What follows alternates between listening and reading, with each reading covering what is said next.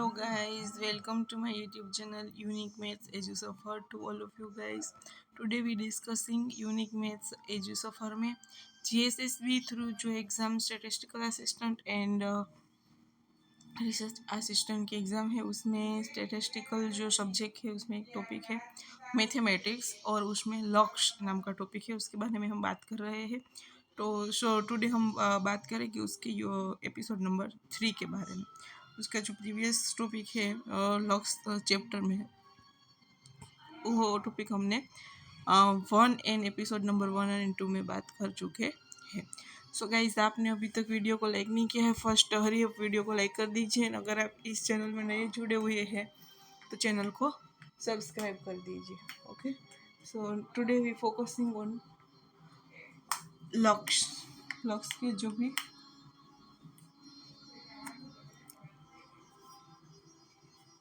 Topic हम पहुँचे हैं उस पर डायरेक्ट फोकस करेंगे। सो हमारा टॉपिक होगा લક્ષના કાર્ય નિયમો। બરાબર, લક્ષની જે રૂપરેખા છે એના વિશે વાત કરીએ, એમની ડેફિનેશન વિશે વાત કરીએ, એમના એક્ઝામ્પલ જોઈએ અને આજે આપણે જોઈશું એમના કાર્ય નિયમો શું છે। તો જો એમના કાર્ય નિયમની વાત કરીએ તો બે ફંક્શન હોવા જોઈએ, બે વિધેય હોવા જોઈએ, એફ ઓફ એક્સ અને જી ઓફ એક્સ વાસ્તવિક એક્સ ચલના બે વિધેય છે। એમના ઉપર લિમિટ એક એક્સની લિમિટ એફ ઓફ એક્સની લિમિટ એલ, જી ઓફ એક્સની લિમિટ એમ મળે છે। બરાબર છે। હવે એમના બંનેનો સરવાળો કરીએ કે બે ફંક્શનને સરવાળે કે બે ફંક્શનનો બાદબાકી કરીએ તો જેને લિમિટ મળે છે એમનો સરવાળો અને એમની બાદબાકી થાય છે। બરાબર, એવું પેલું કાર્ય નિયમ દર્શાવે છે કે બે વિધેયોના સરવાળા અથવા બાદબાકીનું લક્ષ્ય તે બે વિધેયના લક્ષના સરવાળા અથવા તો બાદબાકી બરાબર થાય છે। એવી રીતે ગુણાકાર માટે થશે કે બે વિધેયોના ગુણાકારનું લક્ષ્ય તે બે વિધેયના લક્ષના ગુણાકાર બરાબર થાય છે।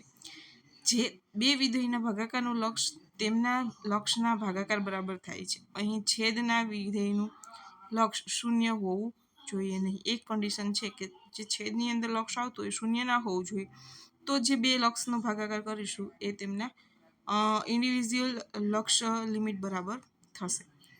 હવે એમના ઉપર કોઈ કે અચળ એપ્લાય કરીએ ફંક્શન ઉપર તો એમની લિમિટ શું મળે, કે ઇન્ટુ એલ, અને કે અચળ છે તો વિધેયના કોઈ અચળાંક માટે ગુણાકારનું લક્ષ્ય જે છે એ વિધેયના લક્ષના તે અચળાંક સાથેના ગુણાકાર બરાબર થાય છે। બરાબર, હવે એમના પ્રમાણિક સ્વરૂપો જોઈએ કે બહુપદીનું લક્ષ્ય શું મળે છે। જો બહુપદી F of x equal to a0 plus a1x plus a2 x square plus up to an x raise to n હોય તો લક્ષના કાર્ય નિયમનો ઉપયોગ કરી અને જે એના બહુપદી છે એમને ફંક્શન લઈ અને એમના ઉપર લિમિટ એપ્લાય કરીએ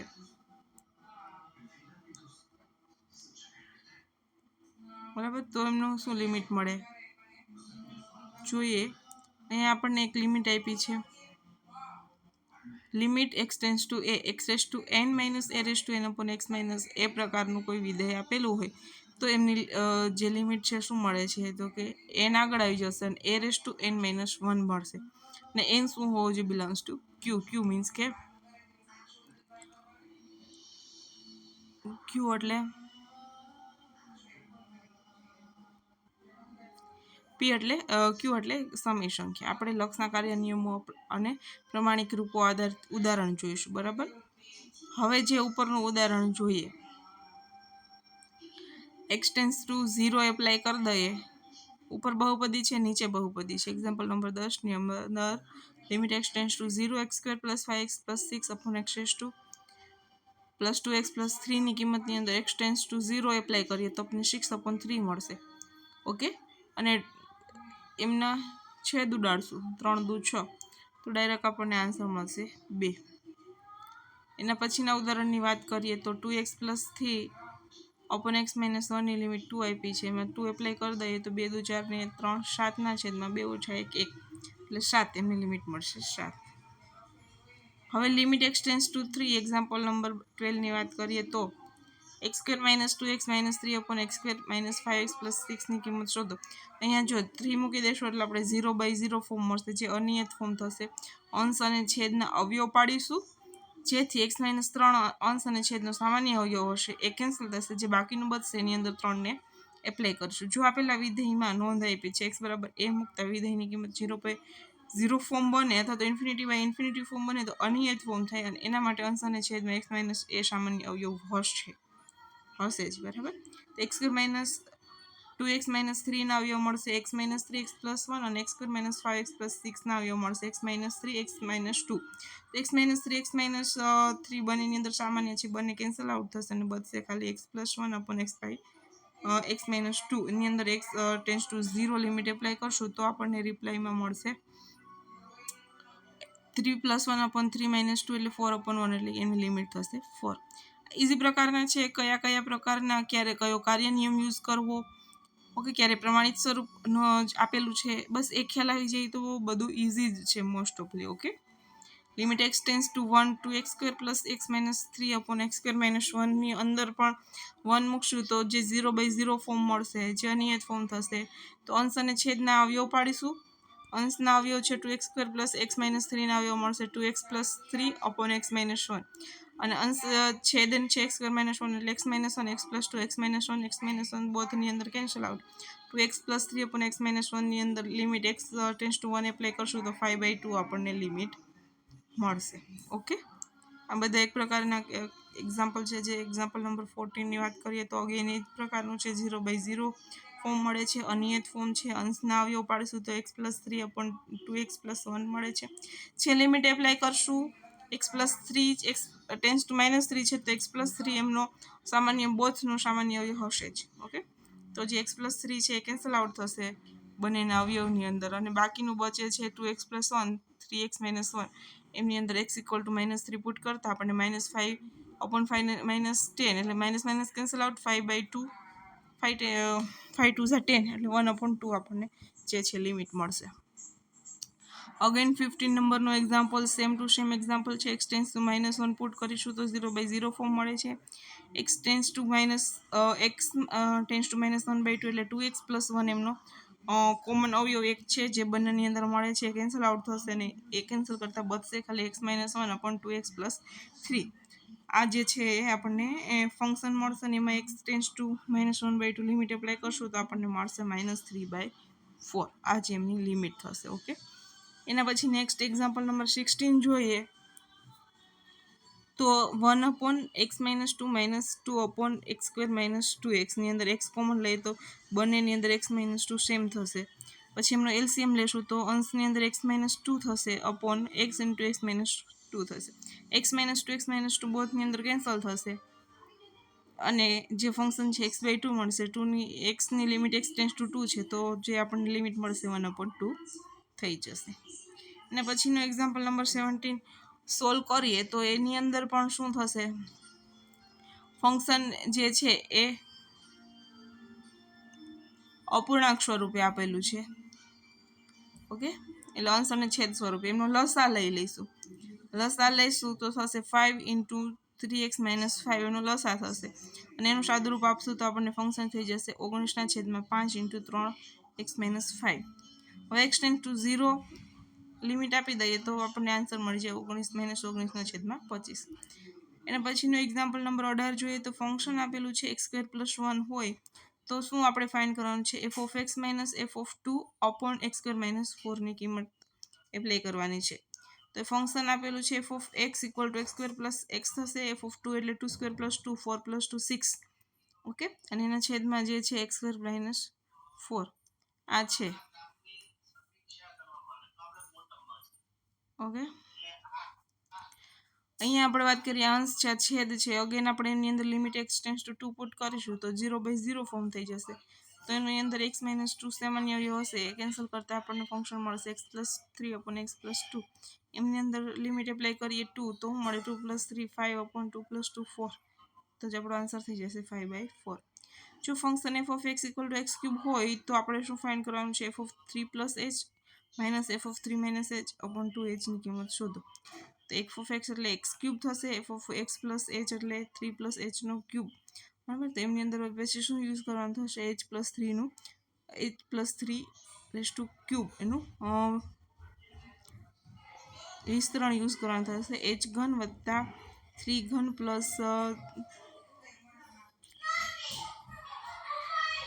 2 × 3 × 5 h. ઓકે, h + 3 નો જે વિસ્તરણ છે એનો યુઝ કર્યો છે અને h - 3 નો વિસ્તરણનો h-3નો ક્યુબ એનું વિસ્તરણ નીચે કરેલું છે. એ આપણે જે ફંક્શન આપેલું છે એમાં એપ્લાય કરીશું તો આપણને શોર્ટ આઉટ કરતાં શું મળશે? 54 + 2h² અને એમની અંદર લિમિટ એપ્લાય કરી દઈએ તો 54/2 એટલે કે જવાબ આવશે 27. બરાબર છે. મોસ્ટ ઓફલી આટલા લેન્ધી ક્વેશ્ચન નહીં હોય.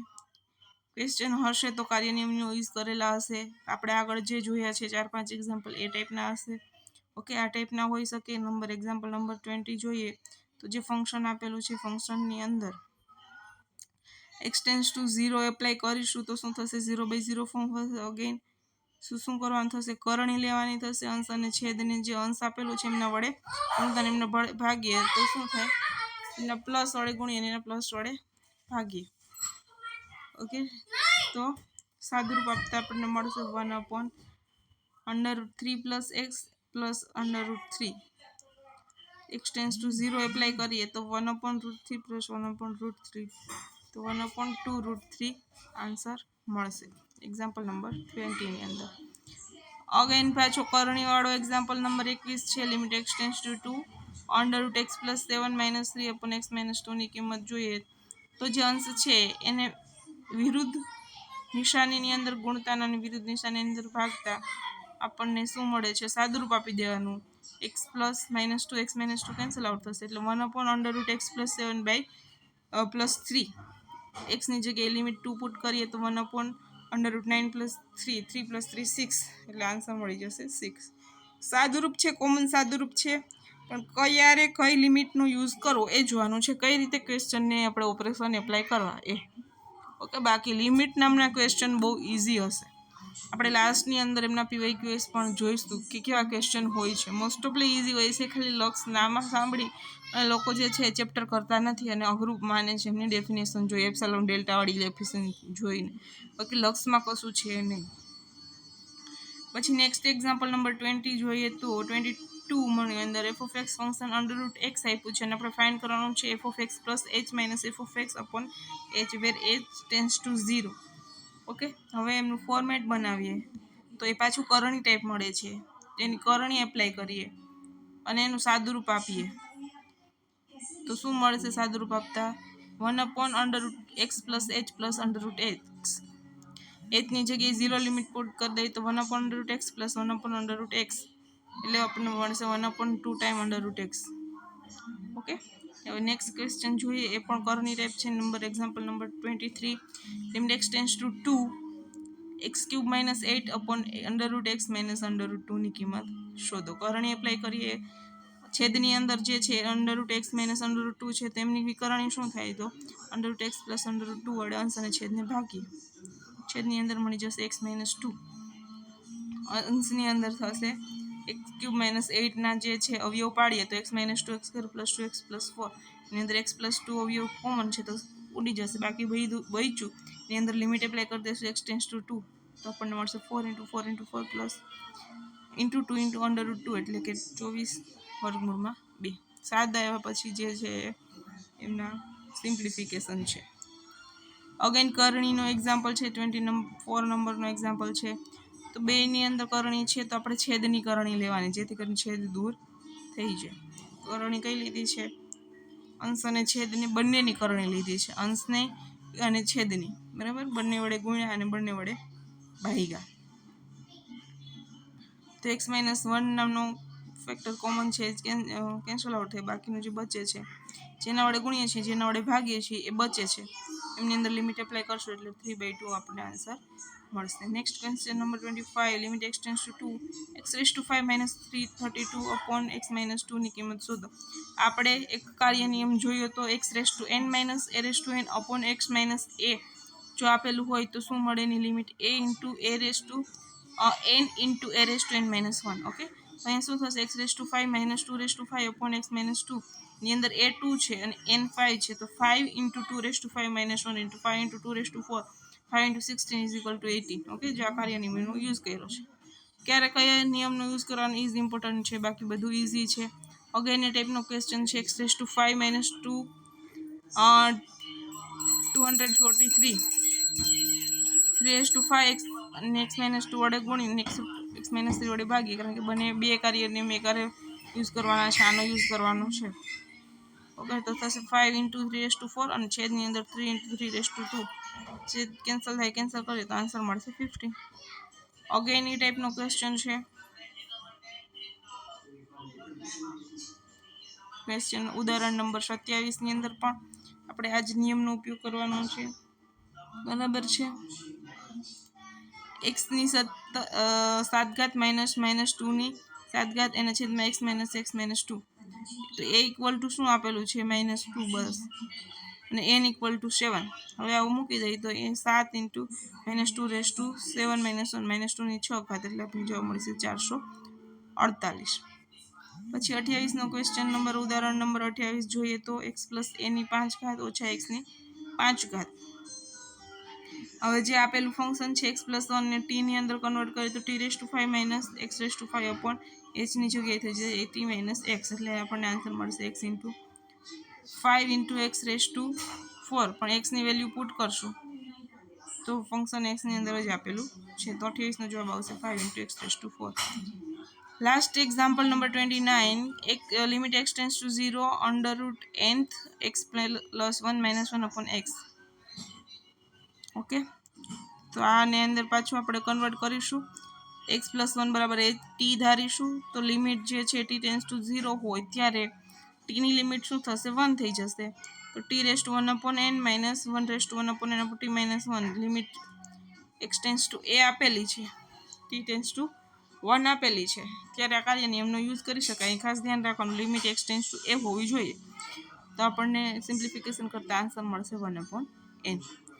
ઓકે અહીંયા જે છે લક્ષ નામનું ચેપ્ટર કમ્પ્લીટ થાય છે. નેક્સ્ટ આપણે જે PYQs છે એ જોઈશું અને એક વખત નજર કરી લઈએ કે કન્ક્લુઝન શું છે, સારાંશ શું છે આ ચેપ્ટરની અંદર આપણે કેટલું ભણ્યા છીએ. બરાબર. ફર્સ્ટ જોયું તો આપણે એમના જે રૂપરેખા બનાવી એટલે કે ડેલ્ટા એનું સામીપ્ય શું છે, પછી સામીપ્ય શું છે, એનું સામીપ્ય શું છે, x ટેન્ડ્સ ટુ a શું છે, x ટેન્ડ્સ ટુ 0 છે શું છે, વિધેયનું લક્ષ શું છે, એમની ડેફિનેશન જોઈ હતી જે આપણે પ્રીવિયસ યર ક્વેશ્ચન પેપરની અંદર જોઈ હતી. એની કે એ પૂરી થઈ છે પછી આપણે જોઈએ આ જે કાર્ય નિયમો જોઈએ લક્ષના કાર્ય નિયમો સરવાળા બાદબાકી ગુણાકાર ભાગાકાર માટે, અચળ સંખ્યા ગુણ્યા તો શું મળે છે બહુપદી માટે. પછી આ આપણે કાર્ય નિયમ limit x tends two a x tends two n - a⁴n upon x - a equal to n × x a⁴n - 1 એમની લિમિટ મળે છે. એ કાર્ય નિયમ જોઈએ એમને મેની એક્ઝામ્પલ પણ જોઈએ. ઓકે જે હમણાં રિસન્ટ જ જોયા છે. આ જે છે આખો એમનો સારાંશ છે. બરાબર છે. અને જે ચેપ્ટરની અંદર સ્વાધ્યાયમાં જે MCQ છે એમાંથીને જ પૂછાય છે એટલે MCQ અને PYQs આપણે नेक्स्ट वीडियो ની અંદર જોઈશું. सो गाइज आपने अभी तक वीडियो को लाइक नहीं किया है, हरी अप वीडियो को लाइक कर दीजिए. इस चैनल में अगर नहीं जुड़े हुए हैं तो चैनल को सब्सक्राइब कर दीजिए. एंड आपके जो भी फ्रेंड इस SANRA की प्रिपरेशन कर रहे हैं उन फ्रेंड को भी इस लिंक को शेयर कर दीजिए. Thank you guys.